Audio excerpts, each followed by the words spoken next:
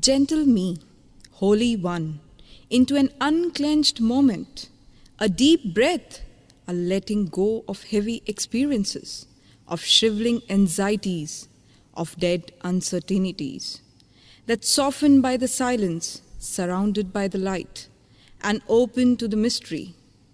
I may be found by wholeness, upheld by the unfathomable, entranced by the simple, and filled with the joy.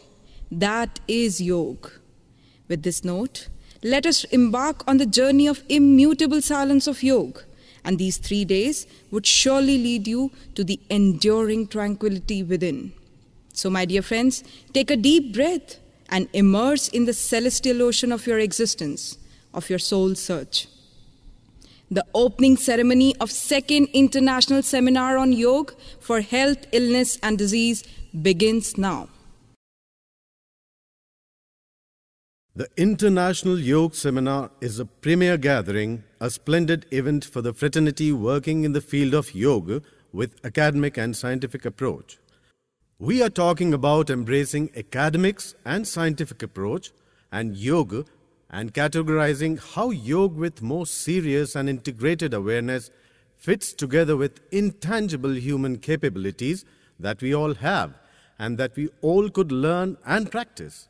The uniqueness of this event lies in not just being an academic event, but also an awareness program in terms of yoga as clinical science, health, hygiene, and environment. This is a grand and gala event organized by the Ujjain Yoga Life Society every year to promote scientific yoga for the betterment of humankind. One of the most unique and prominent features of this seminar is to go green concept. Not a single piece of paper has been used throughout this, right from the planning to its execution and to the final realization. This seminar has been paperless. This conscious effort has been taken up to save our globe from dying before age and is one of its kind till date all over the world. We request you all to join us in this noble and most essential cause. One more unique and one of its kind feature has been added to our seminar. That is, we are going live right now through our website, and this seminar is being accessible all over the globe by millions of people. This is something really tremendous and has earlier been used only for telecasting very few events. And so, IYS 2011 adds one more feather to its cap by live broadcasting this seminar throughout the world. The seminar has many facets to it and would be a combination of all under one roof for the next 3 days, such as there would be 10 expert lectures on aspects of yoga and 8 technical sessions. Out of 82 papers we have received, 24 best papers would be presented, and this will be conducted in Hall A. There would be 6 practical workshops on yoga and alternative therapies, and the venue for the workshops will be Hall D. For the entertainment and cultural part, we are privileged to have the international famed folk singer Padma Shri Prahlad Singh Tipania with us, and he would be reciting Kabir Bhajans today evening. Tomorrow evening, Shri Salil V. Bhatt from Jaipur will be performing Satvik Veena, a form of guitar, and the folk music and dance sessions would be conducted by a very well-known and famous group of Malwa, Dr. Pallavi Kishan and Pratikalpa Group. Along with this, there are exhibitions on literature on yoga, herbal products, institutions, and Satvik food court in front of Hall A. Also, there is a mesmerizing photo exhibition, Kaivalya, by renowned artist and photographer Sri Akshay Ameria in Hall C. Through his pictures, Akshayji has tried to portray his thoughts and feelings on paths to moksha, which one can only achieve through yoga life. So friends, brace yourselves for a complete transformation and realization of your true selves through this Second International Yoga Seminar. Adinath नमोस्तु तस्मै येनोपदिष्टा हठयोग विद्या विभ्राजते प्रोन्नत राजयोगम आरोढुमिच्छोर अधिरोहिणीय. Swami Swatmaram offers salutation to the glorious primal Guru, Lord Shiva, in the first shloka in Hatha Yoga Pradipika, who instructed the knowledge of Hatha Yoga, which shines forth as a stairway for those who wish to ascend to the highest stage of Yoga, Raja Yoga. So, first of all, we submit ourselves to the Almighty, Lord of Yoga, Lord Mahakaleshwar, for His divine grace on us, by bestowing us with this grandiose responsibility of organizing such a monumental event. It's an ecstatic celebration where we all have come together to share the recent advancements in the field of yogic practices and their applications. A long pending desire has been fulfilled today with the presence of distinguished guests, and it's heartening to accord a cordial welcome to all dignitaries. Chairperson of the ceremony, Srimati Hansaji Jayadev Yogendra, Director of the Yoga Institute, Santa Cruz, Mumbai.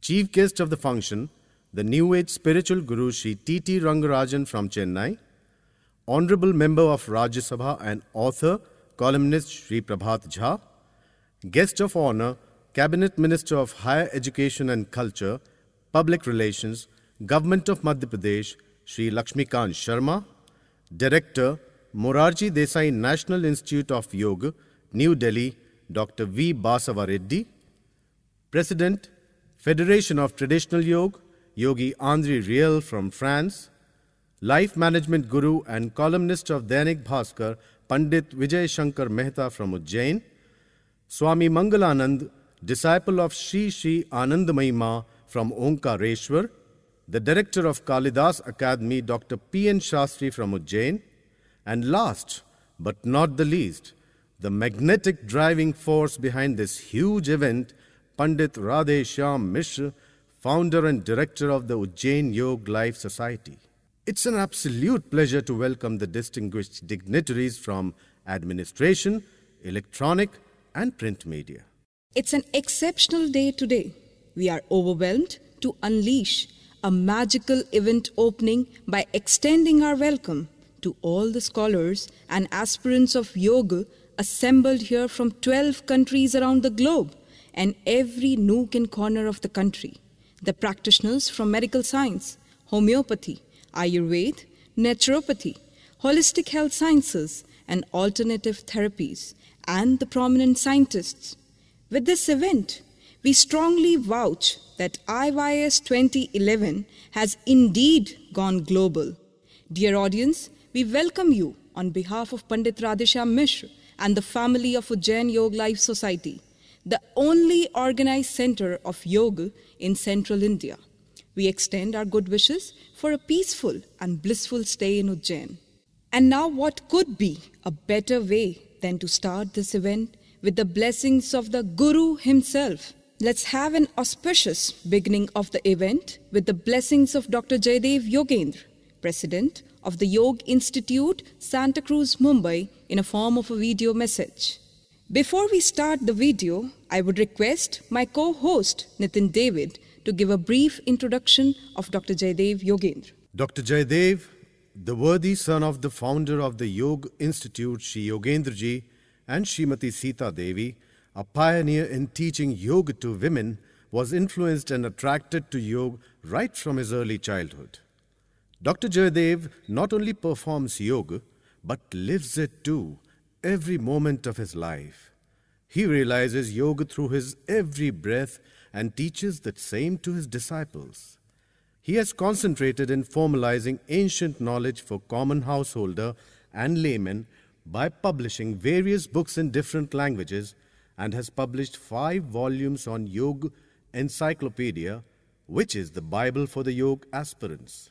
He believes in living life in a holistic yogic way. He is a man of extremely few words.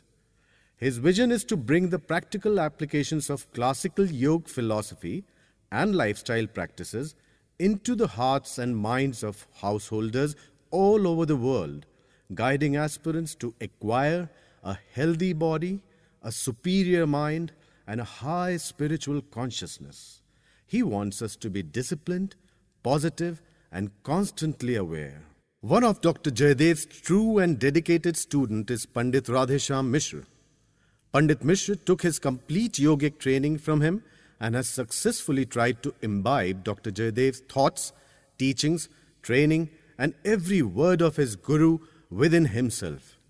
Dr. Jayadev Yogendra not only transformed Pandit Mishra's life as a guru, but also paved his pathway to spirituality. The blessings of his charismatic guru has been a constant source of motivation to Pandit Mishra. So, dear audience, let's listen to the guru. Every moment we think, speak, act has some yoga in it. But we use yoga sometimes for a change of or just for fun. We do not apply yoga every moment. For example, do we carry through Satya, Asteya every moment of our life? Even when doing asanas, can we sit in a meditative asana like Sukhasana with a meditative attitude for half an hour daily? In fact, we do not want to be a real good yoga student. No time is our excuse, just to pass time. Do we take a pledge in a yogi gathering that we wish to follow some yoga daily in life, observing Mauna for 15 minutes daily, or not eating heavy meals in our dinner? I wish that this gathering would succeed in its undertaking. All the best wishes.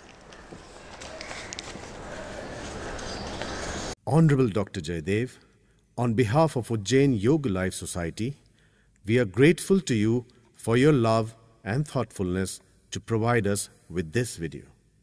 Now the time has come to listen to our worthy guest speakers.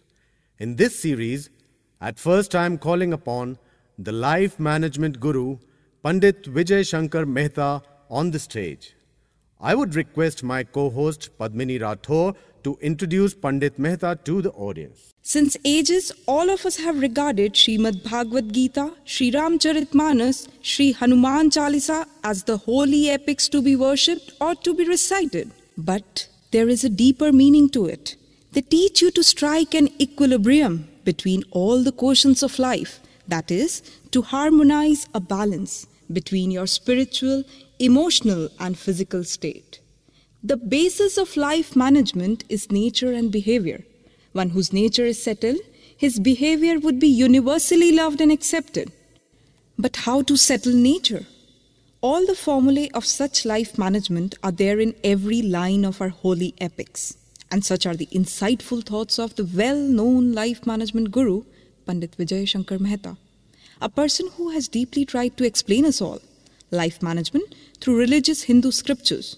He quenches the thirst of spiritual seekers all over India and abroad through his extensive lectures on life management with the help of Srimad Bhagavad Gita, Satyanarayan Katha, Sri Ramcharitmanas and Sri Hanuman Chalisa, and teaches us how these holy epics complement them with yoga.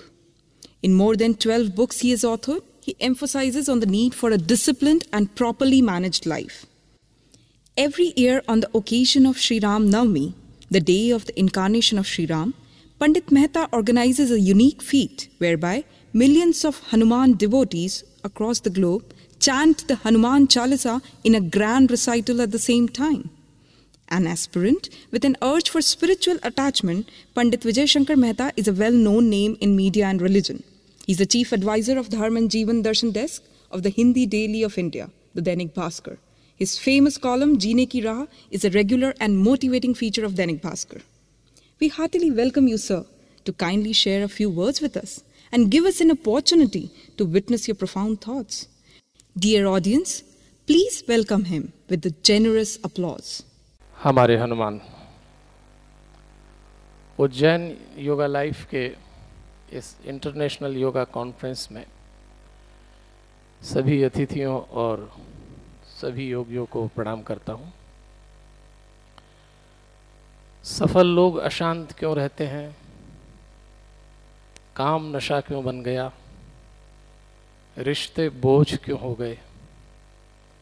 सब कुछ आदमी के पास होने के बाद भी उसको क्यों ऐसा लगता है कि कुछ खोया खोया सा है, कुछ खाली सा है। कोई चूक जिंदगी में ऐसी हो रही है और उसको ढूंढने के लिए सब बेताब हैं। एक छोटी सी कहानी सुनिए, आज भी काम आएगी, जिंदगी में आगे भी काम आएगी। एक बहुत बड़ा तीरंदाज राजा था। वो हमेशा इस चक्कर में रहता कि मुझसे बड़ा तीरंदाज कोई मिल जाए। एक दिन उसके मंत्रियों ने बताया कि पास के गांव में एक कमाल का आदमी बहुत बढ़िया तीरंदाज है। राजा पहुंचा और उसने उस गांव के हर मकान के बाहर की दीवार पे एक गोला लगा हुआ है और गोले के ठीक बीच में तीर लगा है, बिल्कुल बीचों बीच, कहीं भी इधर उधर नहीं, और सभी गोलों में ऐसा। तो राजा ने कहा कि ये तो कमाल का तीरंदाज है, ऐसा मैंने कभी नहीं देखा, मुझे उससे मिलवाओ। ये कैसे मुमकिन है कि हर गोले में ठीक बीच में तीर है, मिलना चाहता हूं। तो मंत्रियों ने कहा क्या करेंगे मिलके, वो तो पागल आदमी है। राजा ने कहा पागल नहीं हो सकता, वो इतनी कमाल की तीरंदाजी। जब बहुत कहा मंत्रियों ने कि रहने दीजिए, आप राजा हैं, वो बेवकूफ़ है। बोले नहीं, मिलवाओ मुझसे। जब बहुत जिद की तो मंत्रियों ने बताया कि बात दरअसल में ये कि बार बार जो आप मान रहे हैं और कह रहे हैं कि गोला खिंचा है और ठीक बीचों बीच तीर लगा है, ये तो कमाल की तीरंदाजी है। तो हम आपको एक बात बता दें कि दरअसल में वो गोले के बीच में तीर नहीं ठोकता, वो पहले तीर ठोकता और बाद में गोला लगाता। इसको कहते हैं लाइफ का फैब्रिकेशन करना। आज हम सब लोग ज्यादातर मौकों पे अपनी जिंदगी को फैब्रिकेट कर रहे हैं। पिछले दिनों मैं अफ्रीका गया तो वहां एक बहुत बड़ी कंपनी के बहुत बड़े अधिकारी ने हमसे कहा, हम सफल दिखते हैं, होते नहीं हैं। हमारे पास खूब पैसा है, फिर भी कंगाल जैसे रहते हैं।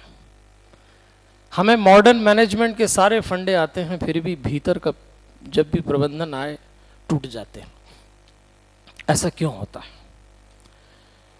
तो मैंने उनसे निवेदन किया कि सारा मामला भीतर उतर के भीतर के प्रबंधन को समझने का है, और इसी सेल्फ मैनेजमेंट को योगा कहा जाता है। जो लोग यहाँ आए हैं बहुत विद्वान हैं, विद्वान होने की तैयारी में है।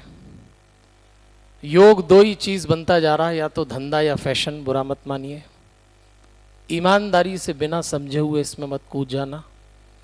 मैं बार बार लोगों से कहता हूँ, हिंदुस्तान को भीड़ इकट्ठी करना और भीड़ के पीछे चढ़ने में बड़ा मज़ा आता है।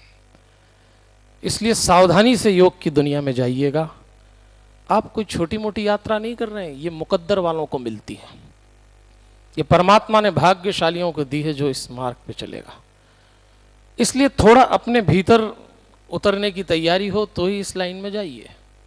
ये बाहर का खेल है भी नहीं। और चलिए थोड़ी सी देर, जितनी देर आज इस उद्घाटन सत्र में मैं आपको आमंत्रित कर रहा हूं, कोशिश करिएगा इन 2-3 दिनों में ये जानने की कि हमारे भीतर, यदि आप बाहर की कामयाबी को भीतर से आनंद से जोड़ना चाहें, यदि आप अपनी सफलता में शांति लेना चाहें, तो आपको अपने भीतर का एक हिस्सा जागृत करना पड़ेगा, और वो एक क्रिया से नहीं होगा। तो चलिए आइए, आजकल मॉडर्न मैनेजमेंट में बार बार ये सिखाया जाता है कि शुरुआत होना चाहिए टीम वर्क से, फिर कमिटमेंट, करेज, फिर लीडरशिप, उसके बाद फिर ह्यूमिलिटी, ऑनेस्टी, फिर वैल्यूज, फिर एग्रेसिवनेस, फियरलेसनेस, और उसके बाद सक्सेस विथ पीस। ये क्रम होता है आजकल मॉडर्न मैनेजमेंट का। लेकिन ये बाहर बाहर रहे तो लोग हो तो जाते हैं सफल, पर भीतर खोखले रह जाते हैं। योग एक बात सिखाता है, ठीक यही भीतर भी है। हमारा मूलाधार चक्र, कोशिश करिए आपकी जीवन ऊर्जा जितनी मूलाधार पे पड़ी है, आप उतने ही अपने काम केंद्रों के निकट हैं, और आदमी को औरत और औरत को आदमी के शरीर के अलावा कुछ नहीं दिखेगा।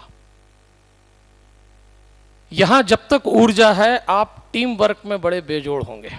मॉडर्न मैनेजमेंट, यहां से आप अपनी ऊर्जा को जो कल्पना से ऊपर उठती लाइए स्वाधिष्ठान चक्र पे।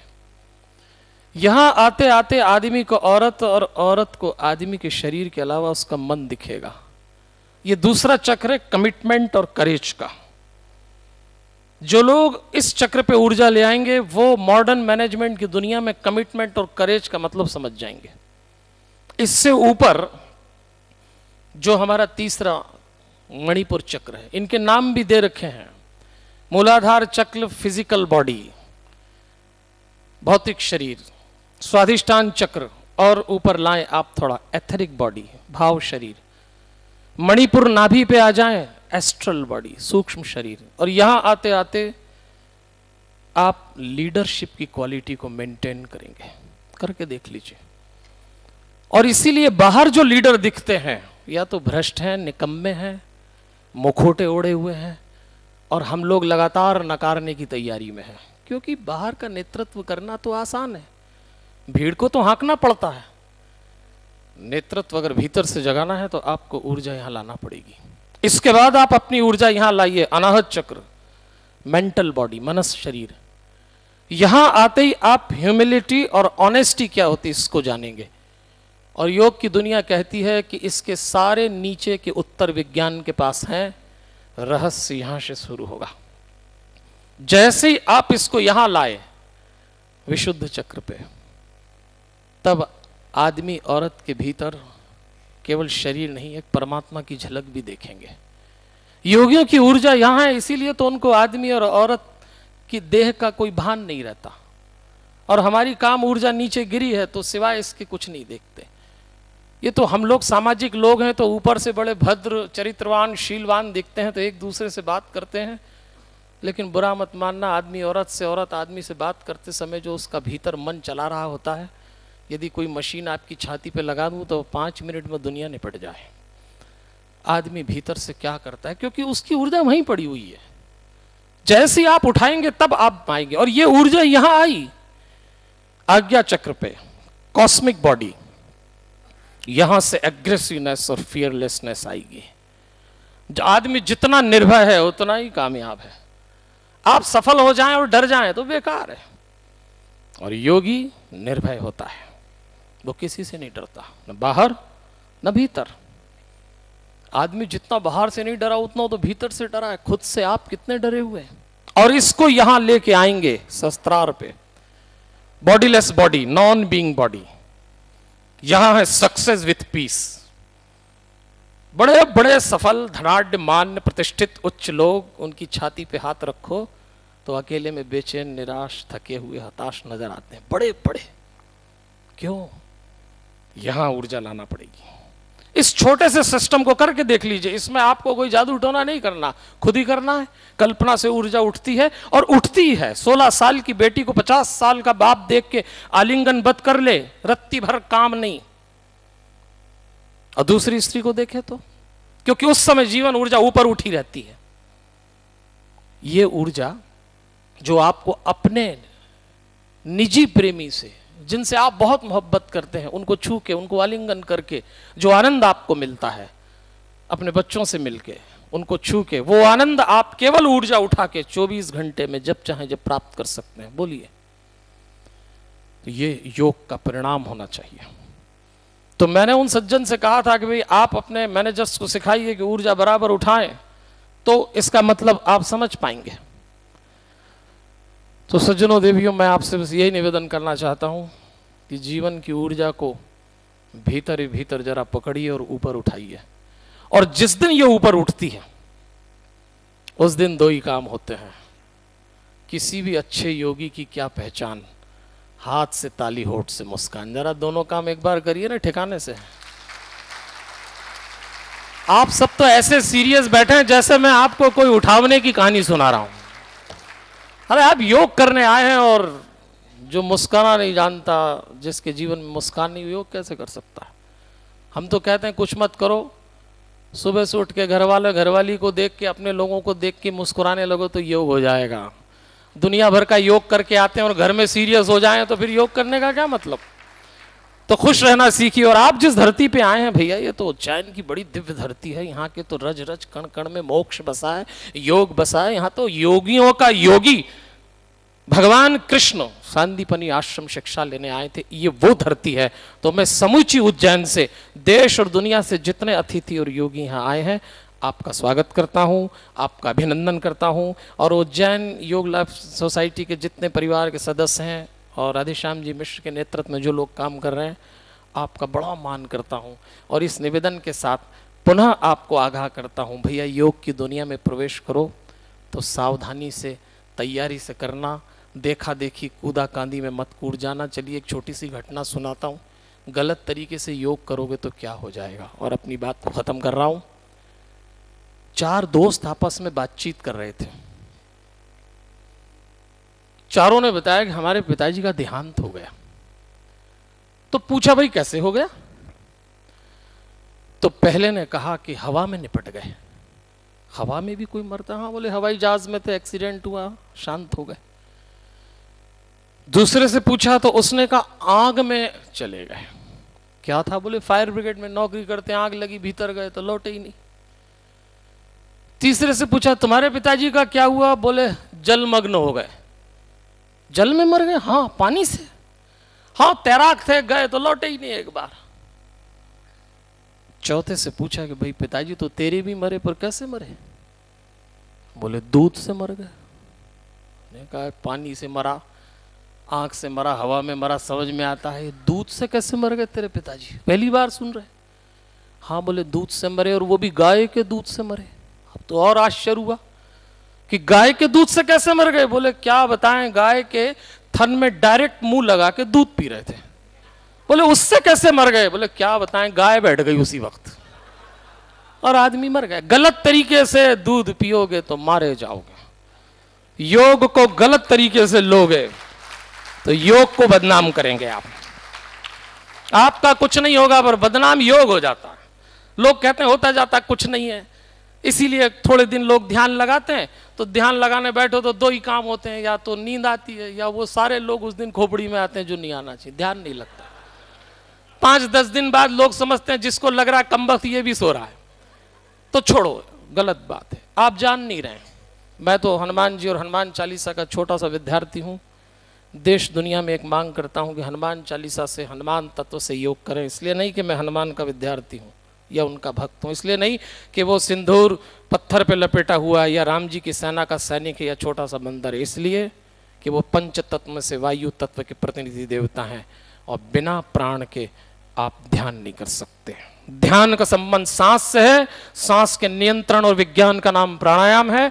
इसलिए हनुमत तत्व के साथ एक चौपाई भीतर लीजिए, नाभि तक सांस लाइए, बाहर छोड़िए। मैं बार बार निवेदन करता हूँ, आप पाएंगे योग आपके जीवन को बदल देगा। तो मैं आपसे इस बात के साथ यहाँ से विदा लूँगा। मुझे भोपाल जाना है, मैं बहुत देर नहीं रुक पाऊँगा, पर राधेश्याम मिश्र जी, गिरिजेश व्यास जी, ऐसे कितने ही लोग, डॉक्टर राम राजेश मिश्र जी, प्रवीण वशिष्ठ जी, ऐसे बहुत सारे लोग इस प्रांगण में बैठे हैं। हम सब उज्जैन की ओर से आप सबका बहुत बहुत स्वागत करते हैं और परमात्मा से प्रार्थना करते हैं जब आप यहाँ से जाएं तो आपके जीवन में उज्जैन की धरती से कुछ ऐसा लेके जाएं कि आप अभिभूत हों, आपको वो प्राप्त हो जो आप प्राप्त करना चाहते हैं। जिसके जीवन में योग है, सज्जनों देवियों, वो पूरी जिंदगी भर एक बात का दावा कर सकता है, कीचड़ उनके हाथ था और मेरे हाथ गुलाल, जो भी जिसके पास था उसने दिया उछाल। आपके पास योग होगा, आप दुनिया में योग देंगे, प्रेम देंगे, शांति देंगे, ईमानदारी देंगे, और आज हमारे देश और दुनिया को इसी बात की जरूरत है। बहुत बहुत धन्यवाद। मैं आपको शुभकामना देता हूं, मंगल कामना करता हूं और भगवान महाकाल से प्रार्थना करता हूं ये सेमिनार अपनी ऊंचाइयों को छुएं और आप लोग अपनी गहराइयों को छुएं। हमारे हनुमान। धन्यवाद।